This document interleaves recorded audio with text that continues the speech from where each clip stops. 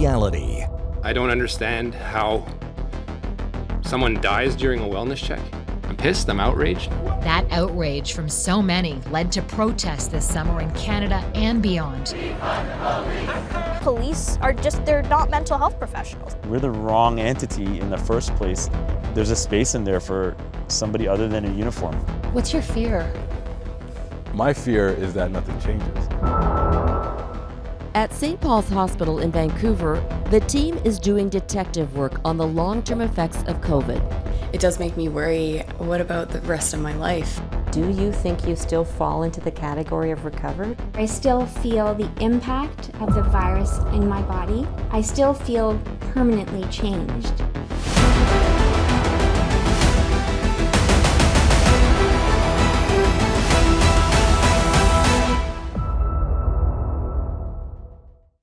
Hello, I'm Donna Friesen. Welcome to The New Reality.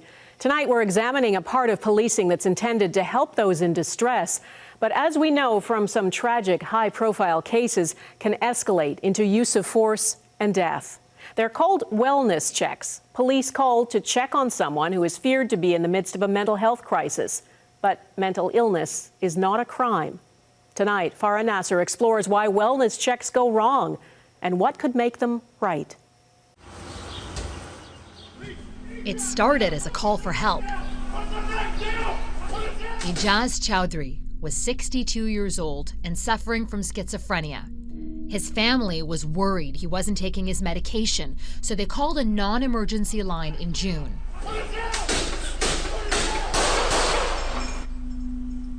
The father of 4 was shot and killed. We're here saying, listen, we need your help. Let's go and de-escalate the situation. What are we told? Be patient. Everything's gonna be fine. We're not gonna hurt him. We're not gonna use any force. And you can clearly see the result of that. Within 3 weeks, 3 high-profile cases of Canadians, all in mental health distress, all from racialized communities, ended up dead. This is my sister. She means so much to me. Regis Korchinski-Paquette fell to her death from her Toronto apartment building on May 27th while officers were in her home. Police were later cleared by an investigation that her family disputes.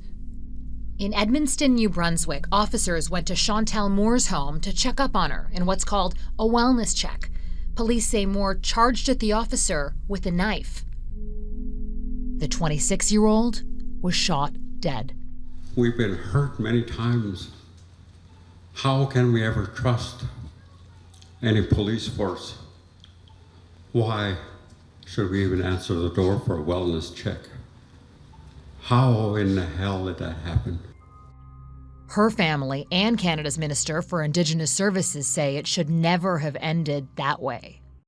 I don't understand how someone dies during a wellness check. Frankly, along with many Canadians, Indigenous peoples living in Canada, politicians, I'm pissed, I'm outraged. What do we want? That outrage from so many led to protests this summer in Canada and beyond. With the protests, demands for real change to a broken system, including calls for police forces to have their budgets reallocated, to redirect some of that money into community mental health services, and to change the response for those in a mental health crisis to a medical call, not a police response. But knowing that somebody at the other end of the phone is going to answer and show a bit of, compassion to them, and sometimes that's all, people want. Darna Savara Daly is a crisis worker with the Gerstein Centre in Toronto.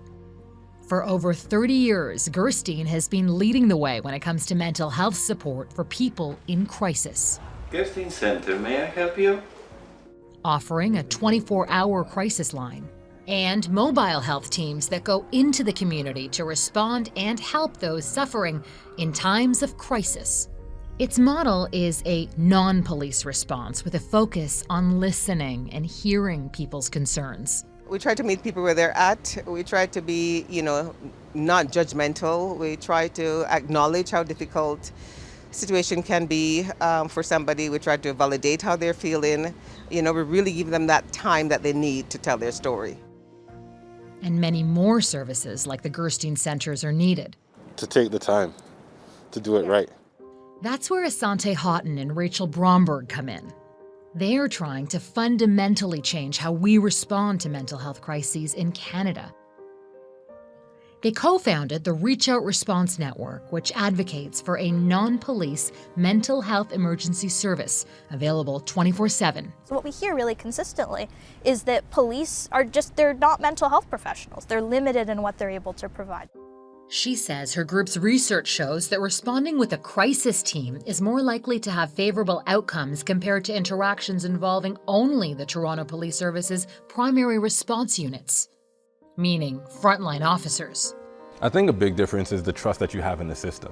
Asante has been wary of calling police when dealing with his own mental health challenges because of what he's witnessed firsthand, relatives being interrogated instead of supported. When you're a racialized person, you have a variety of very justifiable reasons as to why you don't have trust with the system, and that's probably because you've been harmed by the system in some way. Not just that the system hasn't served you, but you've been harmed by it. The visibility of someone showing up in a police uniform, I think can escalate the distress symptoms for someone who's dealing with mental illness. Dexter Voisin is the Dean of the University of Toronto's Faculty of Social Work, and as we saw in those high-profile cases from this summer, he says race is one of several important factors that make mental health calls so difficult when dealing with communities who are already wary of police. When you look at the intersection of gender, place, race, and class, individuals who represent racialized populations, poor populations, tend to have poorer, more negative, more deadly interactions with police. Back in Peel Region, the same jurisdiction where Ijaz Chowdhury was killed, we met with the police chief and the head of the Canadian Mental Health Association. The two groups are working together. Though he wouldn't go into specifics of the Chowdhury case, Chief Nishan Duriappa readily admits that police are not the ones for the job when it comes to many mental health calls. Do you have anything to say to Ijaz Chowdhury's family who say that there should have been, a better response to the way this was handled? Yes, and I'll say it again that we too are heartbroken for the tragic loss of life. Our role is to preserve life and to prevent these incidents from happening. But we're not mental health professionals. Police are still the default first responders for everything from noise complaints to mental health calls. And now, even top police authorities are admitting that the system needs to change and is changing.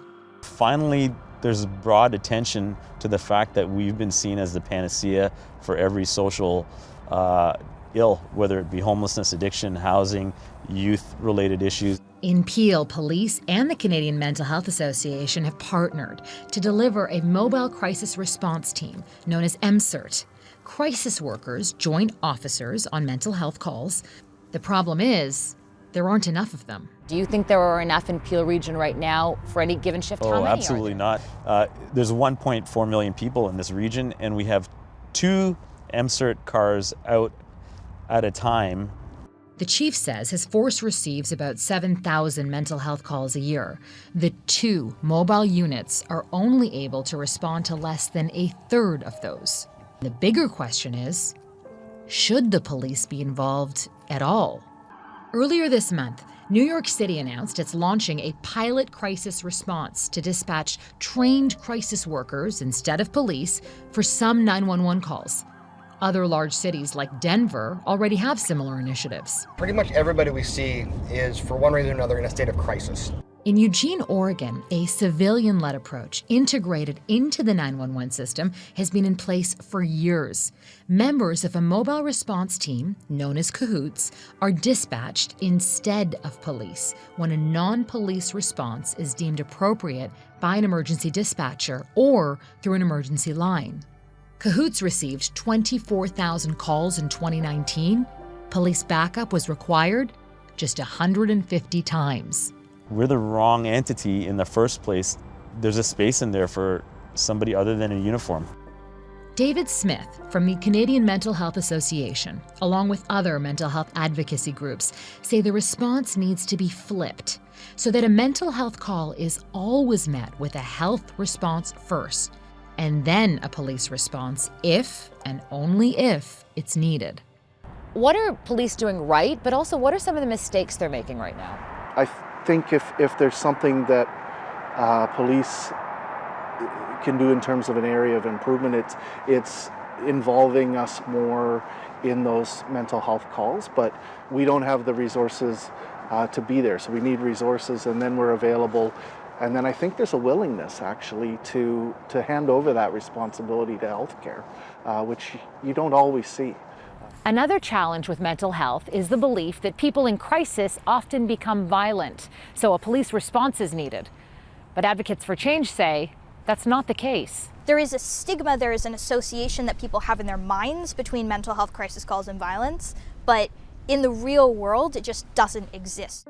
What all agree on is the terrible history of those in a mental health crisis ending up dead has to stop. What's your fear? My fear is that nothing changes.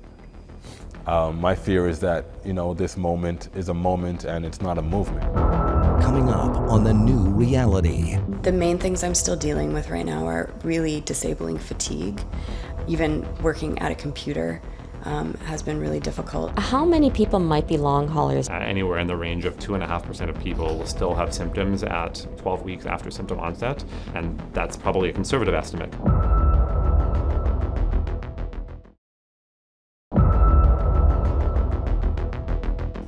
It won't be long before we're looking at 2020 in the rear-view mirror. At some point, the pandemic will end, and life as we knew it before COVID will return. But there is a group of people whose lives may never return to normal. They're known as the long haulers. They got COVID and survived, but are plagued by a multitude of symptoms that are as debilitating as they are mysterious. Robin Gill takes us inside Canada's first post-COVID clinic, trying to solve the enigma of the long haulers. Katie McLean has a lonely life.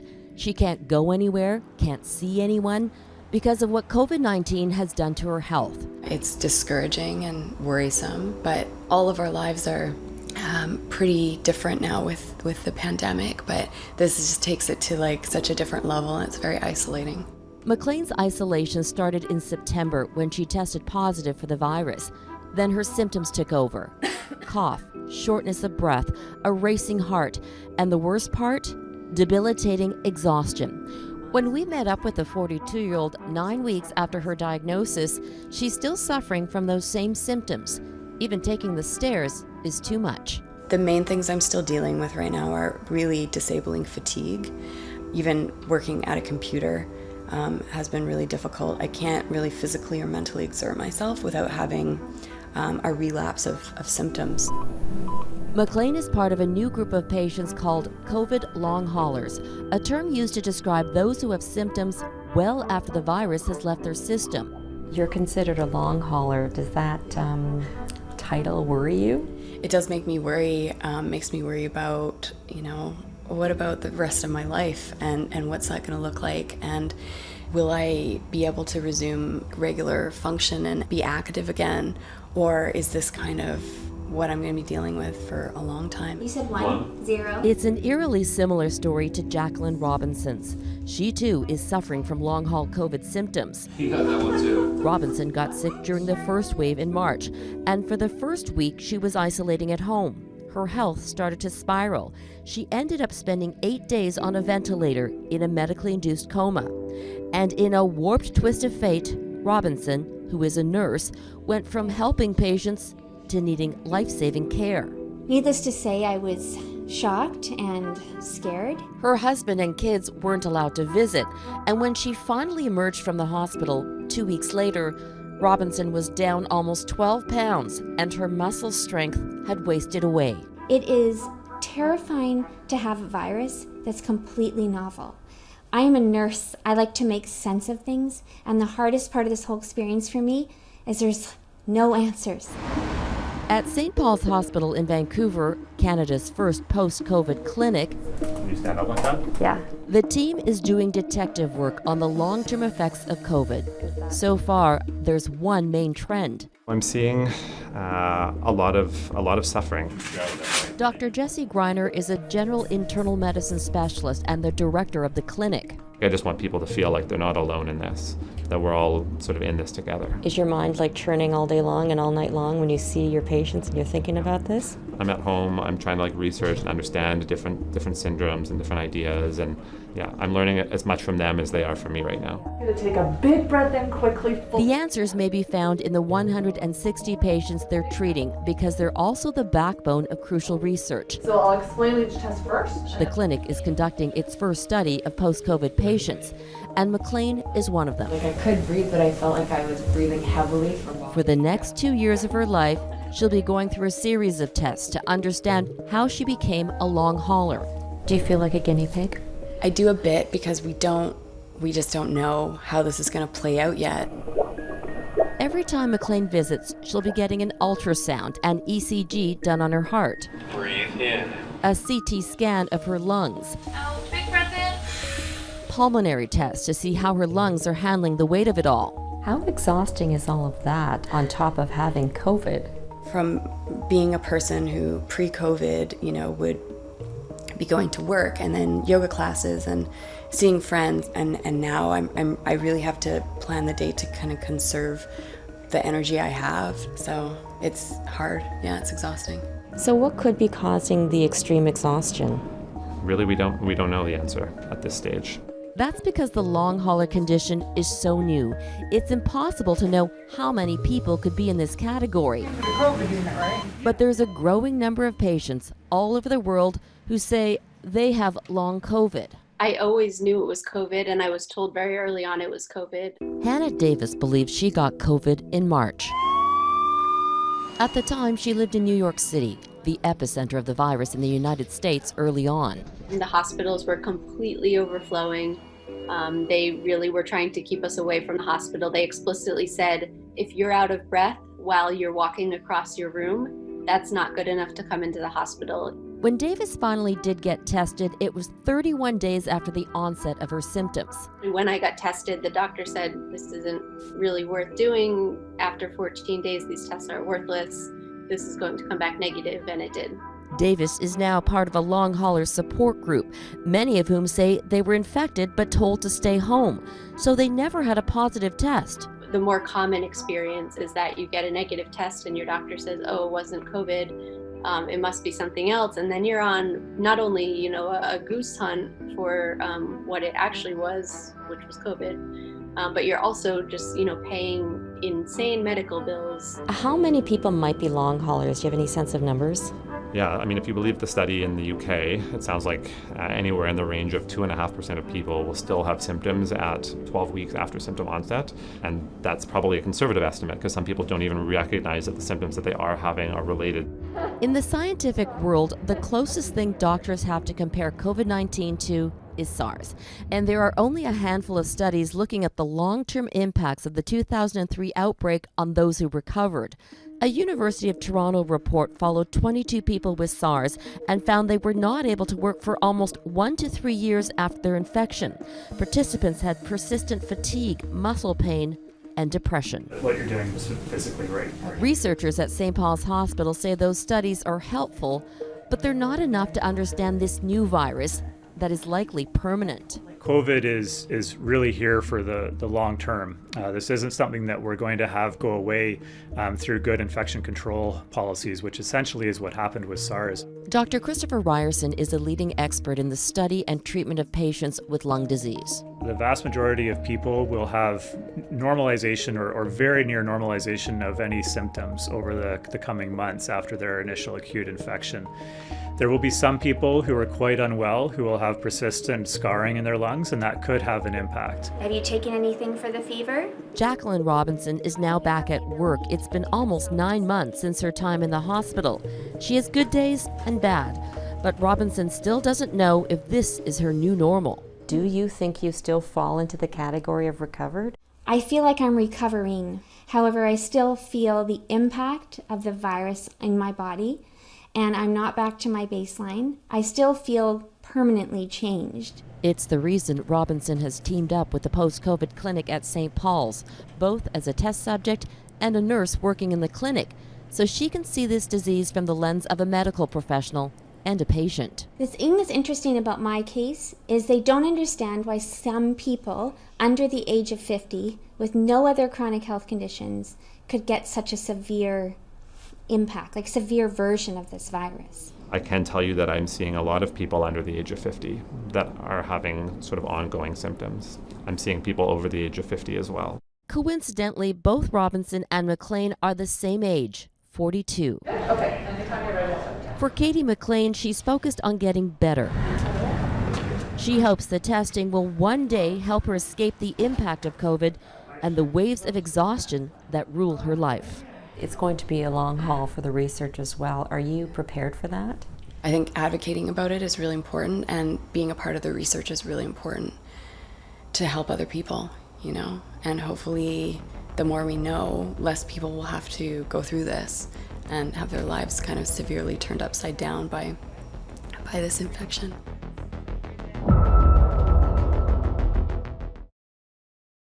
Next week on The New Reality. I didn't really feel like human. You make money so that you can live, but I wasn't making enough money to live. What a basic income does is provides a foundation from which people can grow. You see entrepreneurship, you see employment, you see people doing better in their lives overall. To have the capacity to live the human experience and have relationships and have a healthy lifestyle. And it's really hard to do that when you're poor. Every Canadian deserves to live in dignity, and in a wealthy country like ours, we can afford to pay for it. And that is The New Reality for this week. Thanks for watching.